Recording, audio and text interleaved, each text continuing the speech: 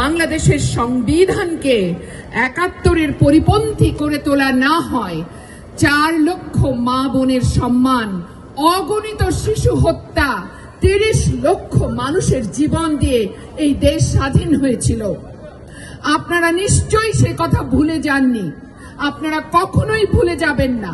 আমি জানি আমার মতো আপনারাও আজকে দীর্ঘদিন ৩ থেকে ৪ মাস আমাদের মনের শান্তি শেষ হয়ে গেছে, আমাদের মানসিক কষ্ট মাথার উপরে বুকের উপরে চেপে বসে আছে, কারণ আমরা কিছু চাই না। এই দূরের দেশে আছি, রাত দিন উদয়াস্ত পরিশ্রম করে, আমরা শুধু দেখতে চাই আমার দেশের মানুষ ভালো আছে, প্রগতিশীল ছেলেমেয়েরা লেখাপড়া করছে, মানুষ হচ্ছে, বড় হচ্ছে, পৃথিবীর সাথে কম্পিট করছে সমানভাবে, সারা বিশ্বে তারা ছড়িয়ে পড়ছে যোগ্যতা নিয়ে, ক্ষমতা নিয়ে, মেধা নিয়ে। সেই জিনিসটি দেখতে চেয়েছিলাম, আমরা এসব চাইনি। যে ভয়াবহ ব্যাপার হচ্ছে, আজ যারা ক্ষমতায় তারাই কিন্তু ব্লগার হত্যাকারী।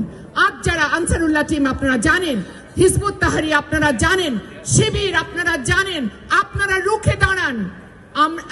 অ্যানি ফেরদৌস বলেছেন যে আমরা শিল্পী, আমরা সাংস্কৃতিক ব্যক্তিত্ব, সংস্কৃতি নিয়ে আমাদের কাজ, শিল্প নিয়ে আমাদের কাজ, কিন্তু শিল্প তো আমার দেশ ছেড়ে হয় না। আমার তো মা রয়েছে, আমার দেশ, আমার মা।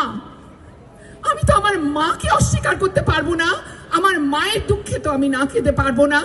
আপনাদের কাছে স্বনির্বন্ধন জোর হাত, যে যেখান থেকে পারেন এর প্রতিবাদ করেন, এটাকে বন্ধ করেন। যা কিছু হচ্ছে বাংলাদেশে, পাহাড়ে, সমতলে, আপনারা সকলে মিলিতভাবে দাঁড়ালে আপনারা পারবেন। জয় বাংলা, জয় বাংলা।